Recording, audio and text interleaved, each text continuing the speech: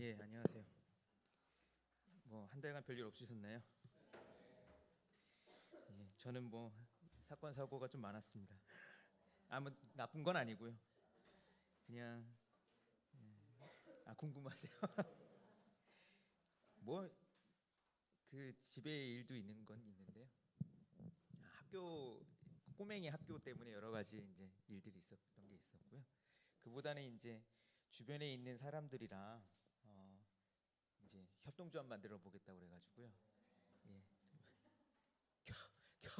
겨우 정관도 만들고, 예, 그리고 뭐 이제 서류들 다 준비하고, 예, 그러고 있습니다. 아마 올해 안에 아마 될 것 같아요. 사람이 없어갖고 제가 페이퍼워크를 다 해야 돼가지고요. 정신이 없더라고요. 만들어 보신 분 계신지 모르겠지만, 예, 저 만들면서 좀 짜증이 나고 그랬었어요. 왜냐하면 막 서울시에서 뭐 5명만 모이면 된다라고 막 광고하고 막 그랬었잖아요. 5명은 모았는데 할 게 생각보다 엄청 많더라고요.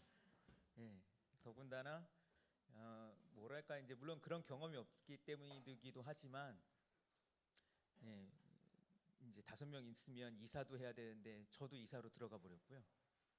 예, 제가 아무것도 안 맡으려고 그랬는데 5명 있으면 이사가 3명 있고 한 명이 감사해야 되고 한 명이 이제 조합원이어야 되더라고요. 그래서 제가 이제 조합원이 되려고 그랬는데, 예, 한 명이 극구 반대하는 바람에 어쩔 수 없이 저가 이사로 들어가 버렸습니다.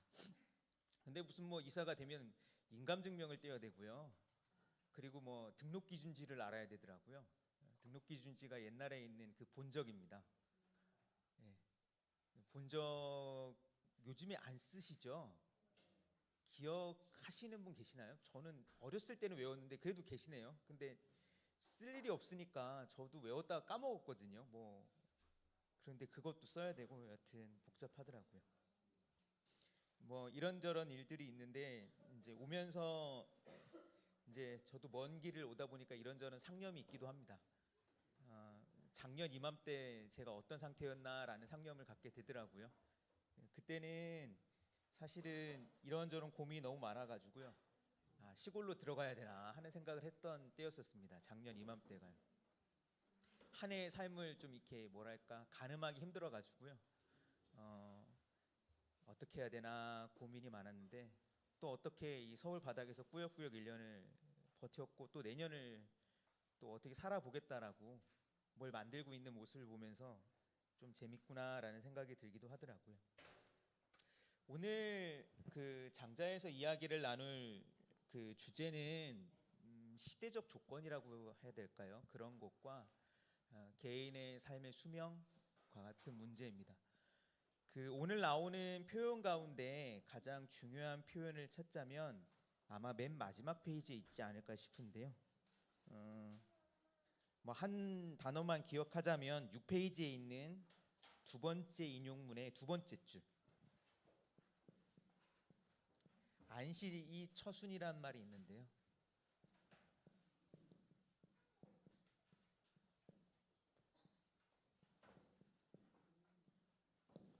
이 말이 오늘 나눌 가장 중요한 핵심 키워드가 아닌가 싶습니다.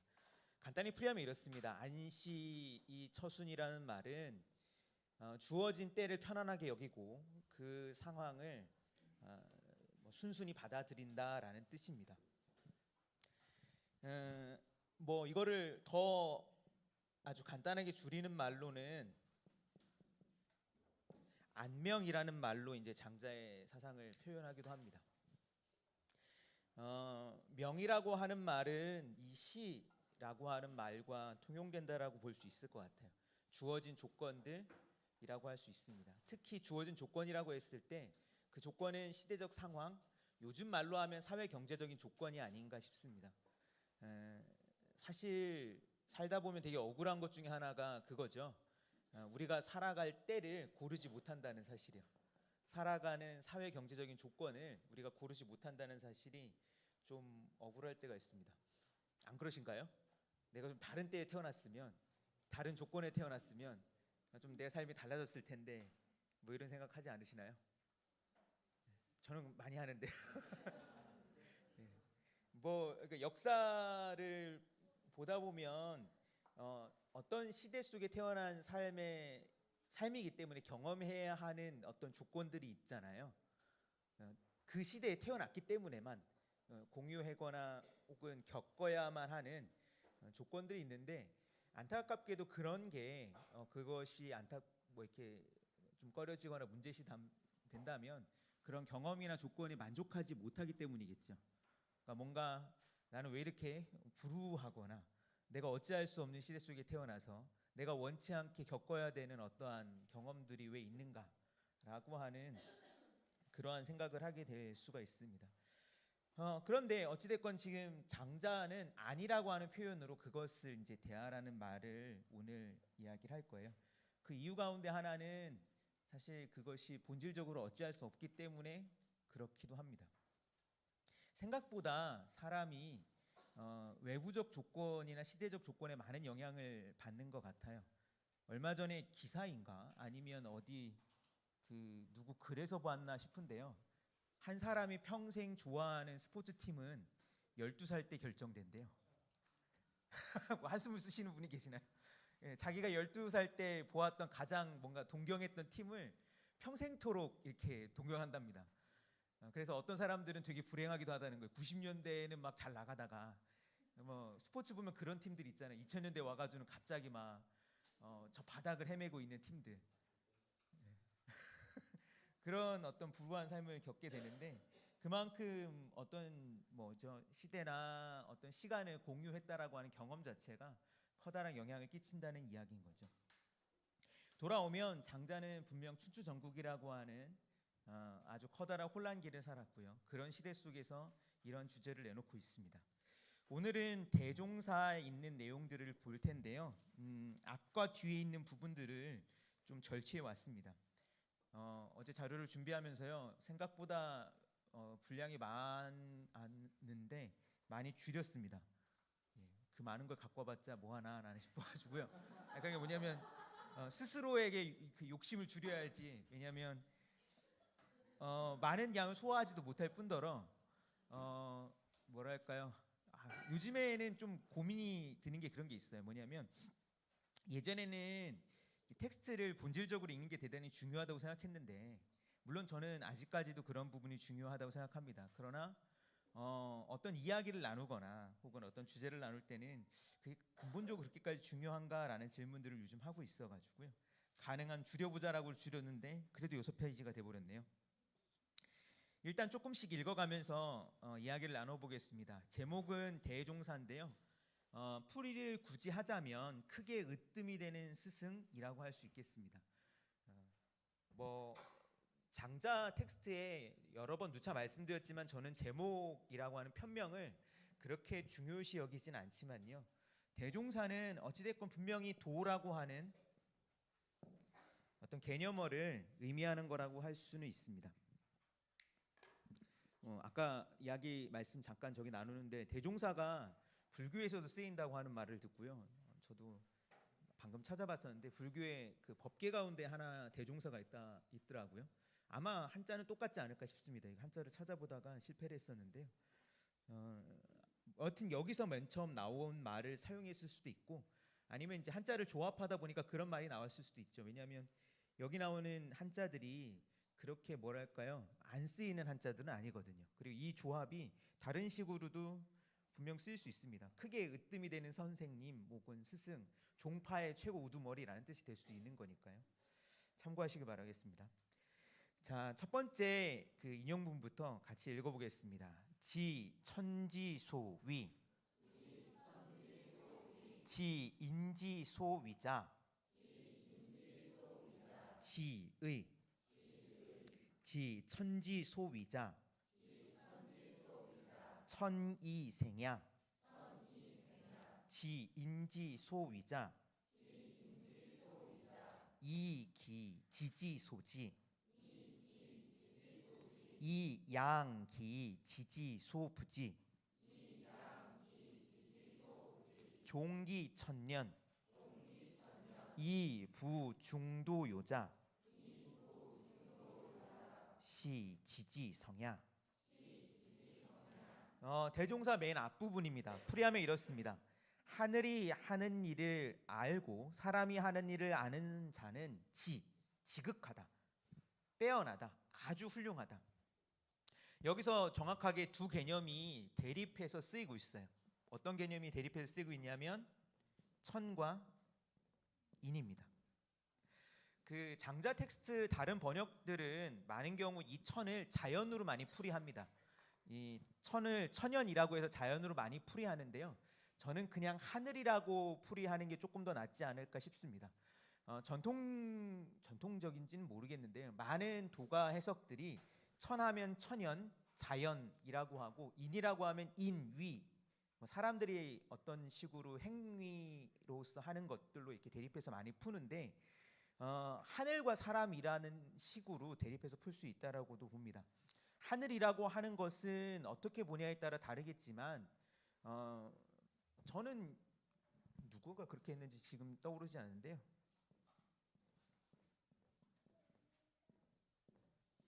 비인위, 그 사람이 할 수 있는 게 아닌 것이라고 해석한 해석이 있습니다. 하늘이라고 하는 건 어떻게 보면 사람이 하는 일을 뛰어넘은 것들을 하늘이라고 하죠. 우리가 지금 언어 생활 속에도 가끔 남아있긴 합니다. 사람이 하는 일이 아니라 하늘이 해버렸다라고 했을 때 어떤 일들, 사건들, 그런 것을 하늘이라는 말로 요약할 수 있을 것 같아요. 맹자 텍스트를 보면 하늘이라고 하는 걸 조금 더 구체적으로 이야기를 합니다. 하늘이라고 하는 것은 그렇게 하려고 하지 않아도 그렇게 되는 것. 명이라고 하는 것은 이르게 하지 않고자 하더라도 이르게 되는 것이 명이다, 이렇게 이야기를 해요. 둘 다 사람이 행위할 수 있는 것, 사람의 행위로서 어떻게 바꿀 수 있는 것을 넘어서는 것들이라고 얘기할 수 있습니다. 하늘, 글쎄요, 이게 너무 추상적이긴 하나 따져보면 상당히 많은 부분을 차지하고 있는 거기도 하거든요. 우리가 할 수 없는 것들이 무엇이 있을까 했을 때 그것은 뭐 여러 가지가 있을 거예요. 때로는 어떤 만남일 수도 있고요. 때로는 어떠한 타고난 재능이나 재주일 때도 있고요. 더 넓게 잡으면 국가나 지역 혹은 시대라고도 잡을 수 있습니다. 혹은 삶에서 닥치는 여러 가지 문제들이라고도 할 수 있고요. 그런 것들이 어떻게 되는지를 알고 사람이 하는 일을 아는 자는 지극하다. 간단하게 풀이하면 그렇게 얘기할 수 있을 것 같아요. 내가 할 수 있는 일과 내가 어찌할 수 없는 일을 아는 자는 지극하다. 그쵸? 많은 불행들은 자기가 어찌할 수 없는 것을 어찌 해보려 하다가 생기는 경우가 많곤 합니다. 그렇지 않나요? 내가 사실은 어찌할 수 없는 것이었었는데 그것을 내가 어떻게 좀 해보겠다라고 막 아둥바둥 하다가 결국에는 뭐라 할까요? 어찌할 수 없다라고 하는 사실을 받아들일 수밖에 없을 때, 혹은 뭐 미련이라고 하는 걸 놓아버릴 수밖에 없을 때, 혹은 아니면 아예 모든 힘들이 다 떨어져 버렸을 때에만 그런 걸 이렇게 수용하거나 받아들이거나 그렇게 되는 경우가 있지 않나요? 사람이 하는 일이라고 하는 것이, 사람이 해서 바꿀 수 있는 것이라고 하는 것이 지극히 작다라고 하는 것이 장자의 인식 가운데 하나가 아닌가 싶습니다. 사람이 하는 일이 아닌 하늘이 하는 일을 아는 자는 하늘의 어떤 그런 조건에 따라서 살아간대요. 그런데 사람이 하는 일을 아는 사람들은 자기가 헤아려 아는 것을 가지고 아직 헤아려 알지 못하는 것을 어떻게든 다루며 살아간다라고 합니다. 그쵸. 사실은 세계라고 하는 것은, 그리고 우리 알미라고 하는 것은 지극히 작은데 알미라고 하는 제한적인 도구를 가지고 마치 장님이 코끼리 만지듯이 드문드문 더듬더듬 해야 하면서 살아가야 되는 게 삶이 아닌가 싶습니다. 그러면 어떻게 되냐면 장자의 말이 이렇습니다. 종기천년, 주어진 삶을 다 살 수가 있다. 거꾸로 이야기하면 자기가 무엇을 하는지를 알고 자기가 무엇을 모르는지를 분명히 알면 주어진 수명을 잘 완벽하게 살아갈 수 있지만, 그렇지 않은 자, 자기가 무엇을 할 수 없는지를 깨닫지 못하고 그것을 자기가 모르는 것을 안다고 하며 마구 행동하는 자는 종기천년 못하겠죠. 주어진 수명을 다 살지 못하고 요라는 표현이 그럴 겁니다. 요절이라는 표현을 쓰죠. 주어진 삶보다 훨씬 짧은 수명을 살아갈 수밖에 없는 삶을 살 수 있지 않을까 경계하는 거죠. 이것이야말로 알매 깨달음의 어떤 지극함이다. 즉 내가 아는 것과 모르는 것을 구분하며 아는 조금의 아르마리를 가지고 모르는 것들을 대하는 것, 그것이 이 알매 지극함이라고 이야기합니다. 알미라고 하는 용어는 너무 이렇게 두루두루 쓰이기 때문에 사실은 조금 이야기를 할 때 어려움이 있지만요. 서양의 어떤 지식에 대한 관점과 확실히 장자식의 사유는 좀 다른 것 같아요.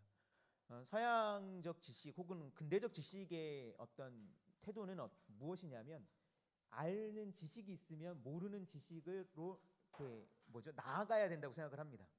무슨 얘기냐면 마치 영토 싸움을 하듯이 설명을 드렸던 것 같은데요. 뭐 세계가 이만큼 있다고 하면 우리가 아는 게 이만큼 있어요. 그러면 오늘날 우리는 많이 어떻게 생각하냐면 알을 넓히고 무지를 줄여야 한다고 생각을 해요. 그죠?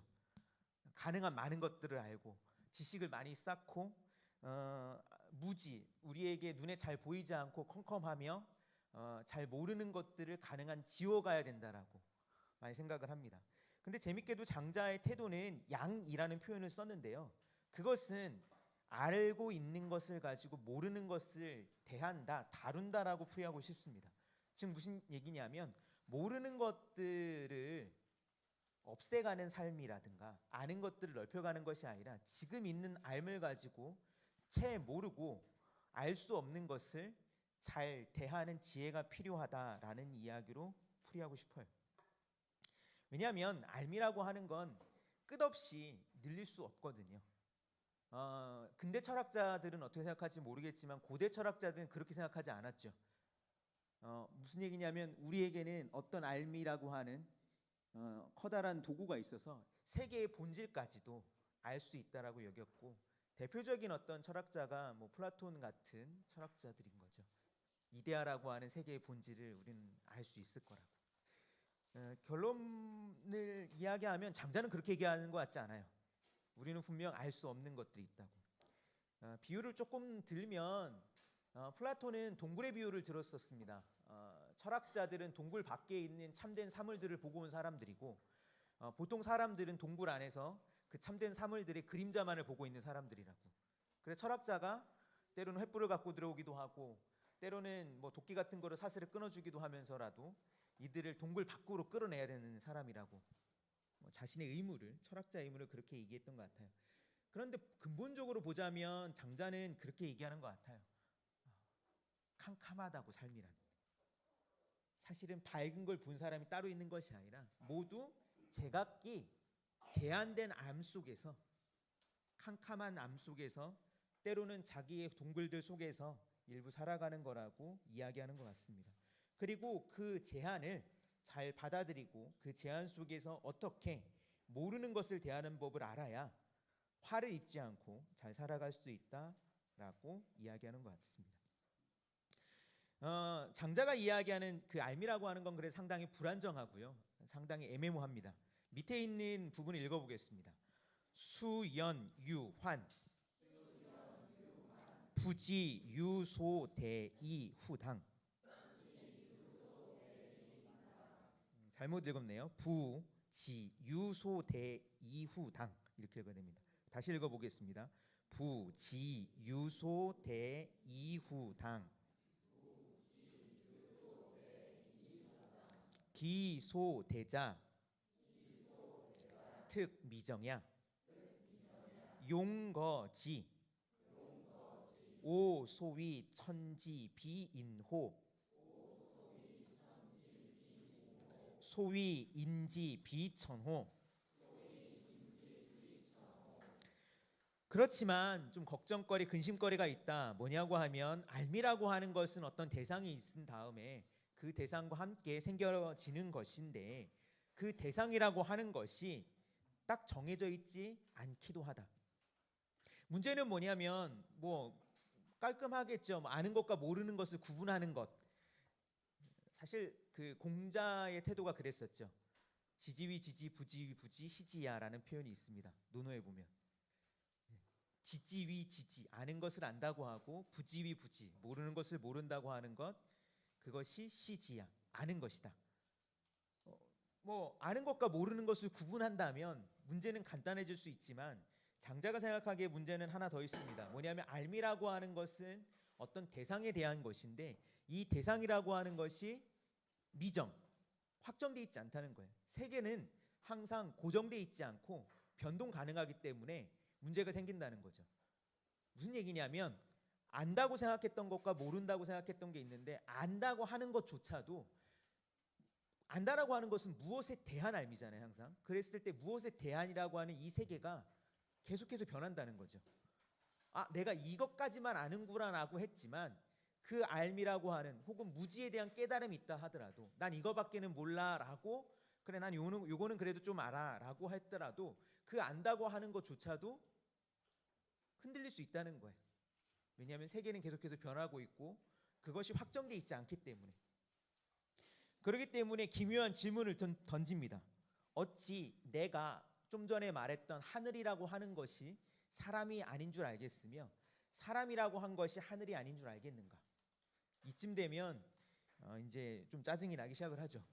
왜냐면 말이 자꾸 이제 흐리멍텅해지기 시작을 하니까 요점이 이제 그 이렇게 빗나가는 것 같은 느낌이 드니까 어찌됐건 그 장자가 이야기하는 핵심의 첫 번째 두 가지는 뭐냐면 하나는 우리의 알미라고 하는 게 상당히 제한적이고 그렇기 때문에 모른다라고 하는 세계를 어떻게 대해야 된다라고 하는 면이 있다면 두 번째는 하지만 그 안다고 하거나 모른다고 하는 경계조차도 불안정하다라고 하는 쌍방의 불안정함이 있습니다.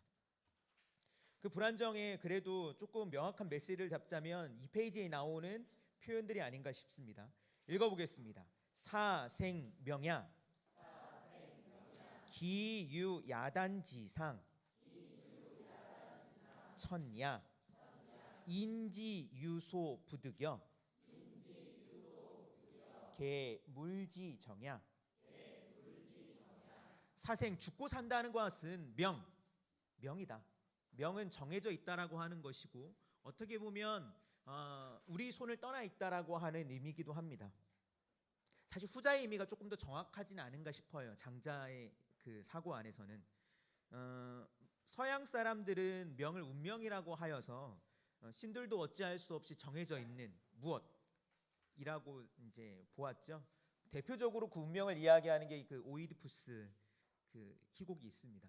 거기 보면 아버지를 죽인다라고 하는 일종의 운명에서 벗어나기 위해서 아버지를 떠나 도망가지만 결국 아버지를 죽이는 오이디푸스 이야기가 나오죠. 동아시아에서 명은 정해져 있다고 했을 때 명부가 있다라고 옛날에는 생각했던 것 같아요. 들어보셨나요? 명부라고 책이 있다고요. 따져보니까 데스노트 데스노트는 거기서 차용을 해서 좀 달라진 거죠. 원래 데스노트는 공백이지만 명부라고 하는 건 이미 쓰여져 있는 거라는 거죠. 뭐냐면 아시나요? 데스노트라고 하는 만화를요? 아시는 분도 계시고 모르시는 분도 계시는 것 같은데 사실 데스노트도 상당히 오래됐습니다. 2000년 초반에 나왔어요. 2000년 초반에 나와서 되게 오래됐는데 데스노트는 일본 만화입니다. 그 저기 무슨 그 사신들이 있는 세계에서 노트가 있는데 이 노트는 사람이 이제 구경하다가 사람이 이제 죽을 때가 됐을 것 같다 싶으면 이름을 쓰면 그 사람이 죽는 노트예요. 그래서 한 사람이 그걸 이제 얻게 되고 막 이렇게 이름을 쓰기 시작을 하면서 막 다양한 문제가 나타나고 뭐 이걸 추리하고 뭐 이런 만화입니다. 시간 많으실 때 보는 걸 추천하고요. 왜냐하면 그림보다 글이 많고요. 이해해야 되는 어떤 규칙들이 상당히 많습니다. 근데 사실 그건 되게 전통적인 사회에서 나온 거예요. 다시 말씀드리면 명부라고 하여서 옛날 사람들은 저 명계 즉 저승에 책이 있다고 생각했어요. 이 책은 이미 기록되어 있어서 이제 사신이라고 하면 좀 다른 어떤 게 떠오르시면 모르겠지만 저승사자를 떠오르시면 됩니다. 저승사자가 이 책을 갖고 다니면서 뭐 하는 거죠? 밤마다 이름 부르는 거죠. 누구누구야라고 이름 부릅니다. 그래서 잘못 불렀다는 이야기 같은 것도 들어보셨나요? 그래서 뭐 이런 이야기들 어느 마을에 누가 둘이 살았는데 사실은 누가 먼저 가야 되는데 그 사람 말고 누가 귀가 밝았고 그 사람이 먼저 명계에 불려가서 어쩌됐다 뭐 이런 이야기들이라든가 그런 이야기들이 있는 걸 보면 옛날 사람들은 무엇인가 적혀져 있고 그것을 바꿀 수 없다라고 생각했던 것 같아요. 그러나 장자에게 명이라고 하는 건 정해져 있다는 의미보다는 어찌할 수 없다는 의미가 강합니다. 따져보면 그렇죠. 뭐 정말 어떤지 우리가 유한한 인간으로서 그것을 이렇게 뭐라고 해야 되죠? 증명해 볼 수는 없습니다. 어떤 사람의 말이 맞는 것인지. 그러나 이 표현은 고개를 끄덕일 수밖에 없을 것 같아요. 죽고 사는 거라고 하는 건 우리의 손을 떠나서 있다라고. 마치 비인위, 사람이 어찌할 수 없는 일로 정해져 있고 그리고 그런 어떤 죽고 삶이라고 하는 것이 야단지상, 마치 밤과 아침이 왔다 갔다 하듯이 필연적으로 닥치며 법칙을 가지고 있다라고 하는 것은 하늘의 일이다. 사람들은 유소 부득이 어찌할 수 없는 일들을 가지고 있기 마련인데 개, 물지정야 이것이야말로 모든 존재들의 실상이다. 뭐 조금 어렵지만 개념을 정리하면 장자에게는 돈은 지극하고 뛰어넘어 있고 가늠할 수 없는 무엇이라면 그런 의미에서 천과 상당히 유사하긴 합니다. 하늘이라고 하는 것이 하늘의 일이라고 하는 것이 항상 우리의 지각이나 어떤 인식이라든가 이런 걸 뛰어넘어 있는 거죠. 하늘의 일은 그러하다라고 하는 것들은 닥친 뒤에는 알게 되지만 그 전에는 도무지 알 수 없는 게 하늘의 일일 수도 있잖아요. 이것과 대립되는 걸 생각을 하면 물이라고 하는 표현이 있습니다. 세계에 존재하는 모든 사물들은 도와 달라서 무엇인지 구체적으로 파악할 수도 있으며 알 수 있는 것들이에요. 한편 비슷하게도 사람도 그렇습니다. 사람이 하는 일이랑 곰곰이 따져보면 이해를 할 수 있어요. 어떻게 보면 그런 의미에서는 고대 사상가들이 밝히고 싶었던 것들은 이곳에 있는 이치였던 거죠. 물리, 사물들에 있는 이치들, 법칙들을 탐구하면 사람의 삶이라고 하는 것이 훨씬 더 건강해지고 나을 수 있다라고 하는 생각들을 가졌던 것 같습니다. 물론 맞고요. 사실 그런 혜택을 우리는 많이 갖고 있죠. 그러나 그럼에도 불구하고 장자의 시대가 지금으로부터 2000 몇백 년 전인데 바뀌지 않은 사실이 있습니다. 뭐냐면 이 영역은 아직도 있는 거라는 거죠. 사람이 어찌할 수 없는 부분들. 그리고 그 부분 가운데 중요한 것은 죽고 삶이라고 하는 문제가 있습니다. 이 페이지 밑에 있는 그 부분을 그냥 읽어보겠습니다. 천학 그 밑에 있는 그 세 번째 줄 그 부분 읽어볼게요. 중간은 뛰어넘고요. 읽어보겠습니다. 천학 상여 처어륙 상구이습 상유이말 불여 상망어 강호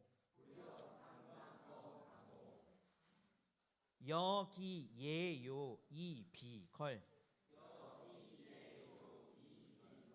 불여 양망 이화기도. 장자에 나오는 표현 가운데 제가 아주 아끼고 사랑하는 표현 가운데 하나입니다. 물이 말라버렸어요. 못에 있는 물이 말라버리면 상여 처륙 물고기들이 이 땅 위에 모여서 뭉쳐서는 상구이습 서로 물기를 내뿜어주며 상유이말 서로 거품을 내뿜어주며 서로를 적셔준대요. 그런 모습 보신 적 있나요? 물고기들이 이렇게 가뭄이 들어가지고 이렇게 파닥파닥거리면서 조그만 운동이에 모여 있는 모습들이요. 저는 어렸을 때 이렇게 봤던 기억이 나요. 뭐 그때는 뭐 별 생각 없이 봤는데 장자의 이 표현이 나오는 게 재밌습니다. 장자에는 이 표현이 2번인가 3번 나옵니다.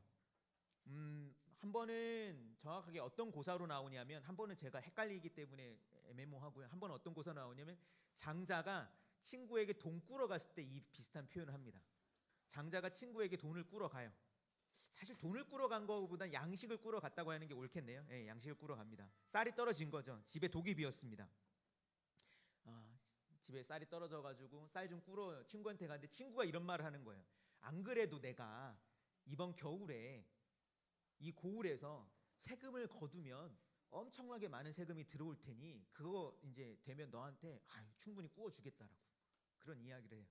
그때 장자가 이런 말을 합니다. 내가 오다가 이 쉽게 말하면 뭐 술에 지나간 틈 같은데 좁은 이런 어떤 웅덩이에 물고기가 파닥거리는 모습을 보았다.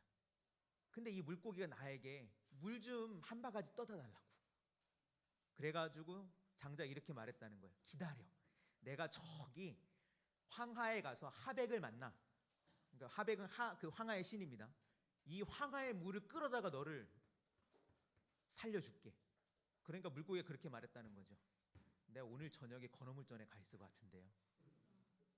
무슨 얘기냐면 장자가 돈을 꾸러 갔을 때, 양식을 꾸러 갔을 때는 필요한 건 무엇이었냐면 별거 아니라는 거예요. 뭐 쌀 한 포대까지도 바라지도 않고 한 바가지 정도 그냥 소박하게 얻으러 갔는데 기다리라고. 요즘 말하면 그런 거죠. 오늘 살 삶이 까마득해가지고 누군가 도움을 찾으러 갔더니 그런 얘기를 하는 거죠. 기다려, 내가 적금을 깰 때가 이번 겨울에 오는데 그때 되면 내가 아주 큰 돈을 너에게 빌려줄게. 뭐 이렇게 뭐 그런 일들이 있으신가요? 장자가 생각할 때는 뭐 그런 삶이 있다는 겁니다. 마치 물고기가 파닥파닥거리는 웅덩이에 있는 물고기처럼 내일을 기약할 수 없는 아주 위태로운 삶이 있다는 거예요. 이 문제를 어떻게 해석하냐에 따라 다르겠지만 물론 뒤에 나오는 표현이 맞긴 하죠. 물고기가 서로가 너무 지금 소중한 거예요. 왜? 가뭄 속에 있기 때문에. 근데 어느 게 더 좋냐면 물 속에 들어가서 물고기가 서로를 신경 쓰지 않고 사는 삶이 훨씬 좋겠죠. 나는 나대로 너는 너대로 커다란 물 안에서 자유롭게 사는 삶이 훨씬 좋겠죠. 그럼 제가 보기에는 장자의 포인트는 위에 있는 것 같습니다. 장자가 살아간 시대도 그리고 대부분 많은 시대 속에서 우리는 파닥거리는 물고기 같은 삶에 던져지는 게 아닌가 싶어요. 언제 삶이 위협받을지 모르고 언제 삶이 마치 물이 이제 금방 말라버려서 죽음에 이를지도 모르는 그러한 위태로운 삶 속에 처해 있는지 모릅니다. 물고기가 서로 모여서 막 적셔줘야 되는 그러한 상황 속에 처해 있는지 모르겠습니다. 글쎄요, 정말 그렇지 않다면 마치 물고기가 물에서 상대를 잇고 마치 물고기가 물 속에서 자유롭게 사는 것처럼 제 혼자 그냥 자유롭게 살 수 있다면 그게 참 좋긴 하나 그렇다면 뭐 이렇게 모여 살 이유가 뭐가 있겠습니까? 그런 게 정말 살 수 있고 그런 게 좋은 걸 다들 아는데 근데 우리에게 주어진 시대의 조건이라든가 삶의 형식에서는 사실 그러하지 못할 때가 더 많죠. 물고기가 물 만난 것처럼 행복한 것보다는 육지의 웅덩이 속에 던져진 물고기처럼 파닥거리는 삶이 더 많지 않은가라고 저는 생각을 합니다. 그렇기 때문에 이번 주에 제가 열심히 페이퍼워크를 하면서 정말 그런 거 싫어하거든요. 관공서에 내는 서류 같은 것들 그런 거 싫어하지만 이력서도 만들고 페이퍼도 만들면서 그러면서 협동조합 만들어 보겠다고 이러고 있습니다. 물고기가 파닥파닥 5마리 물고기가 모여가지고 파닥파닥거리면서 그러한 삶 속에 있을 때 물론 정말 많은 힘들이 있어서 정말 빼어난 힘들이 있어서 정말 심오한 능력이 있어서 물을 끌어다가 물고기를 살게 해주면 좋겠지만 그러지 않을 때가 많죠. 그렇기 때문에 서로가 되게 소중하기도 하고 그런 삶 속에서 받아들여야 되는 것들이 되게 많아지기도 합니다. 그 밑에 이어지는 부분을 읽어보겠습니다. 부대괴 제아이형 노아이생 일아이노 시가이사 고선오생자 내소이 선오사야. 장자가 이렇게 말합니다. 이 커다란 땅덩어리가 제아이형 나를 원래 이 제자는 이 번역문에는 사실 생략되는데 싣는다는 뜻입니다. 땅덩어리 위에 모든 존재들이 지금 살아가기 때문에 땅덩어리가 모든 사람들이나 만물들을 싣고 있다라고 할 때 이 제자를 씁니다. 그래서 옛날 사람은 그렇게 생각했어요. 땅이 모든 존재들을 실어주고 있고 하늘이 모든 존재를 덮어주고 있다라고요. 그래서 뭐 제니 복이니 이런 표현을 썼는데 여기서는 그냥 생략을 했습니다. 대개 이 커다란 땅덩어리가 나에게 형체를 주어 살게 해주었는데, 근데 장자의 이 삶의 인식이라고 하는 것이 조금은 염세적이긴 합니다. 이런 표현을 하기 때문이죠. 노아이생, 살게끔 해서 내 삶이 힘들게 되었어요. 수고롭게 합니다. 그렇기 때문에 뭐가 되냐면 일은 편안한 뜻입니다. 무엇으로 편안하게 되냐면 늙음이야말로 편안하게 되는 거라고 이야기를 하네요. 식아이사. 그리고 죽음이야말로 무엇이냐면 식자는 쉰다는 뜻입니다. 안식이라는 말을 쓰기도 하죠. 죽음으로 나를 쉬게끔 하는구나. 그러므로 선오생자, 내 삶을 좋다고 이야기하는 사람들은 내 소위 선오사야, 내 죽음 또한 좋다고 여겨야 하는 것이다. 어떻게 보면 삶이라고 하는 것은 사실 그렇긴 하죠. 가끔 누군가 그런 생각을 하는지는 모르겠지만 삶이라고 하는 것도 선택하지 않은 것 가운데 되게 중요하게 첫 번째로 언급돼야 되는 선택지 가운데 하나죠. 살고 싶어서 태어난 사람이 있나요? 모르겠습니다. 살다 보니까 내가 이런 삶 속에 던져졌구나 하는 걸 깨닫게 되는 것이지. 그렇기 때문에 삶이 좋다면 장자는 이렇게 얘기합니다. 죽음 또한 좋은 것이다. 그래서 사실 장자의 커다란 맥락 속에는 아까 얘기했던 사회 경제적인 조건도 있지만 개별적인 사람들이 이제 처해하는 어찌할 수 없는 조건으로 죽음을 이야기하고 싶어합니다. 본격적으로 죽음을 이야기하기 전에 하나의 우화만 하나 더 읽고요. 잠깐 쉬도록 하겠습니다. 밑에 있는 이야기를 한번 읽어보겠습니다. 부장주어학 장산어택 위지고의 연이야반 유력자 부지이주 매자부지야 장대소유의 유유소둔 야부장천하어 천하. 오타가 있죠. 그다음 이부득소둔 시학물지 대정야. 이렇게 얘기합니다. 장자가 어떤 사람이 배를 숨겨두었다. 골짜기에. 참 수고로운 사람이에요. 배가 얼마나 귀했으면 배를 골짜기에 숨겨놨을까. 그런 생각 안 해보시나요? 배를 골짜기에 숨겨놓기 되게 힘듭니다. 그렇지 않나요? 예, 이걸 골짜기에 숨겨놨대요. 어떤 배인지 모르겠지만. 그리고 장산어택. 이때 산자는 이건 이제 논란이 있는 글자긴 하나 매산자에다가 이렇게 붙이면 오구 그물이 된대요. 또 그물은 못 속에 숨겨놓는다고 합니다. 그리고는 위지고의, 든든하다, 단단하다라고 여긴대요. 왜냐하면 작은 것을 큰 것 속에 숨겨두었기 때문에. 그런데 야반 한밤중에 유력자 힘센 자가 나타나서 부지이주 그것을 다 싸잡고 짊어져서 도망가는 일이 있을 수도 있다. 매자부지야 어리석은 자는 그때 그것을 모를 텐데. 그렇겠죠. 사실 무엇인가를 이렇게 감추어둔다라고 하는 것은, 보관해둔다라고 하는 것은 항상 어떤 가능성이 가지고 있는 거냐면 그것을 빼앗길 가능성을 항상 가지고 있는 겁니다. 장자 책에서는 그렇기 때문에 빼앗김에 대한 이야기가 우화들이 상당히 재미있기도 한데요. 나중에 시간 되시면 장자 가운데 거협편이라는 편이 있습니다. 그거 처음에 읽으면 참 재밌습니다. 거협은 뭐냐면 단단한 자물쇠라는 뜻입니다. 쉽게 말하면 그 단단한 자물쇠를 이렇게 만들어 놓는 거 왜 만들어 놓죠? 단단한 자물쇠를 지키려고 하는 거잖아요. 그죠? 단단한 자물쇠는 이걸 가지고 쉽게 열어서 가져가지 못하라고. 근데 장자가 이렇게 얘기해요. 뭐냐면 단단하게 만들어낸 이 자물쇠의 이 사물함을 도둑이 통째로 훔쳐갈 때는 뭘 걱정하냐면 자물쇠가 단단하지 않을까를 걱정한대요. 무슨 얘기인지 아시겠어요? 물건을 감춰두는 사람은 자물쇠가 단단하지 않을까 걱정하죠. 왜? 그러니까 자물쇠가 단단하지 않으면 쉽게 열려서 훔쳐가니까. 그러나 커다란 도둑, 이걸 통째로 훔쳐가는 도둑도 걱정한대요. 자물쇠가 단단하지 않을까. 왜 그럴까요? 가다가 덜컹거리면서 자물쇠가 약하면 어떻게 돼요? 열려가지고 막 흩어지고 그러겠죠.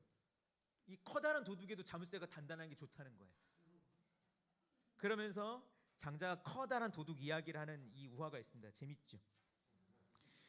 그런 면에서 보면 빼앗긴다라고 하는 것은 사실 필연적으로 발생할 수밖에 없는 사건들이에요. 빼앗기지 않는다라고 하는 건 사실은 없습니다. 완벽하게 감춘다는 건 없어요. 그런데 장자가 재미있는 이야기를 합니다. 장, 대, 소, 유의. 그래, 크고 작은 것들을 감춰놓는 데는 법칙이 있습니다. 작은 것을 큰 데에 넣어야 되죠. 그런데 그럴 때 빠져나갈 구멍이 있긴 한데, 만약 부, 장, 천하어, 천하를 천하에 숨겨둔다면 그러면 빠져나갈 구멍이 없을 것이다. 이것이 모든 사물들이 항상 가지고 있는 중요한 법칙이다. 이런 얘기를 합니다. 천하를 천하에 감춰둔다는 게 무슨 뜻일까? 이런 수수께끼 말들을 보면 어떻게 해석해야 될지 난감하긴 하죠. 근데 일단은 두 가지가 아닌가 싶습니다. 하나는 무엇인가를 감추어 두겠다는 것조차를 잃어버리면 그러면 조금 더 편하지 않을까라는 이야기를 하는 게 아닌가 싶기도 해요. 무슨 얘기냐면 작은 것을 큰 속에 놓아야지만 안전할 텐데 내가 빼앗길 것이 사라진다면 그렇다면 그럼 빼앗길 염려가 없어지는 얘기를 하는 게 아닌가 하는 생각도 들고요. 한편으로는 천하라고 하는 이 커다란 흐름을 혹은 천하라고 하는 하늘의 일이라고 하는 것들을 받아들인다면 그런다면 이런 것들을 빼앗기기에 전전긍긍하지 않지 않냐라는 이야기가 아닌가 싶기도 합니다. 왜 그런 어떤 해석들을 질문 던지냐면 장자 대종사에서 중요하게 이야기하는 것이 무엇이냐면 삶이기 때문에 그렇습니다.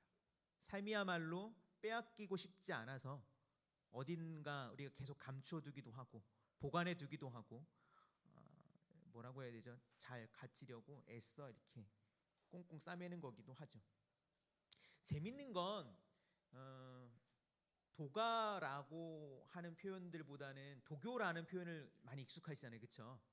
그래서 도교하면 노자나 장자 이렇게 많이 얘기를 하거든요. 근데 도교라고 했을 때 가장 중요한 핵심 가운데 하나가 뭐냐면 단입니다. 단하면 모르시죠, 잘. 근데 단전하면 아세요? 단전. 단전은 단의 밭이란 뜻입니다. 옛날에 그 도교는 뭘 추구했냐면 이 신체가 늙지 않고 건강한 것을 추구했어요. 그래서 신선은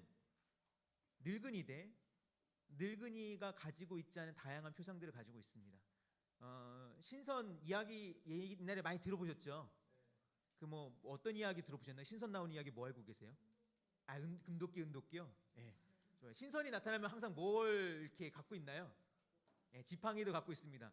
근데 중요한 게 있어요. 신선은 지팡이를 갖고 있지만 지팡이를 의지하나요? 신선이 지팡이를 갖고 왔는데 지팡이를 갖고 여기 이제 산에 올라가는 것처럼 이렇게 자기 몸을 이렇게 지탱하고 있냐는 얘기죠. 지팡이는 뭐로 쓰나요? 항상 신선은 폼으로 씁니다. 왜? 신선은 이미 허리가 곱고 튼튼하고 건강하기 때문에요. 신선이 이 지팡이를 짚는다고 해서 이 지팡이를 가지고 이렇게 마치 이렇게 짚고 이렇게 살아가지 않잖아요. 신선은 늙은이의 몸을 가지고 있대 건강한 젊은이의 신체를 가지고 있는 사람으로 표상됩니다. 도교에서는 그것이 어떻게 가능하다고 했냐면 첫 번째는 약을 먹는 방법을 통해서. 그래서 그걸 단약이라고 그래요. 선약, 단약이라고 그래서. 그래서 환같이 돼 있는 걸 먹어서 몸이 이렇게 달라지는 것들을 이야기합니다. 장자에는 그런 표현도 합니다. 흡풍음노라. 바람을 마시고 이슬을 먹고 정말 이슬 먹는다는 표현이 나와요. 그러면 어떻게 되냐면 몸이 가벼워진대요. 그리고 곡기를 끊고 육식을 끊고 그럼 몸이 가벼워진대요. 그렇기 때문에 구름 같은 것도 탈 수 있는 겁니다. 먹는 거로 몸이 바뀔 수 있다고. 왜 관심이 많으신가요? 첫 번째로는 먹는 것 단약이라고 하고요. 선단이라고 하는 표현도 씁니다. 혹은 선약이라는 표현을 쓰는데 그것을 먹어서 몸을 바꾸면 된다라고 하는 이야기가 있고요. 두 번째는 특정한 신체 수련을 하면서 몸을 바꿀 수 있다고 얘기해요. 도교에서는. 그것이 뭐 예를 들면 단전에 기운을 모으는 것이 될 수 있고요. 혹은 특정한 어떠한 이 천지 조화에 맞는 어떠한 특정한 신체 수련술일 수도 있습니다. 그렇기 때문에 뭐 예를 들면 해보셨는지 모르겠지만 단전 호흡 같은 경우도 약간 그런 정신 가운데 이제 나온 거고요. 뭐 일부 태극권이라든가 그런 것들도 그러한 어떤 부분을 차용해서 하는 겁니다. 근데 재밌게도 그러한 도교들은 삶을 연장하고 이 건강을 끊임없이 끌고 가는 데 관심이 있다면 지금 장자가 이야기하는 이야기는 달라요. 삶이라고 하는 것은 신체에 닥쳐오는 늙음이나 죽음이라고 하는 것은 거부할 것이 아니라 받아들일 만한 것이며 또한 그것은 받아들여야만 하는 것이라고 이야기를 하고 있습니다. 그러면서 보면 흥미롭게도 대중적으로 생각하는 도교의 모습의 중요한 어떤 핵심이 장자에는 정반대의 내용이 들어있는 거기도 한 거예요. 장자는 오래 사는 게 목표가 아니라 삶을 잘 마무리하고 죽음을 잘 맞이하는 거에 관심이 있었던 사람입니다. 그 부분에 대해서 이제 네 명의 우화와 함께 잠깐 쉰 다음에 이야기를 나눠보겠습니다. 한 10분 정도 쉬도록 하겠습니다.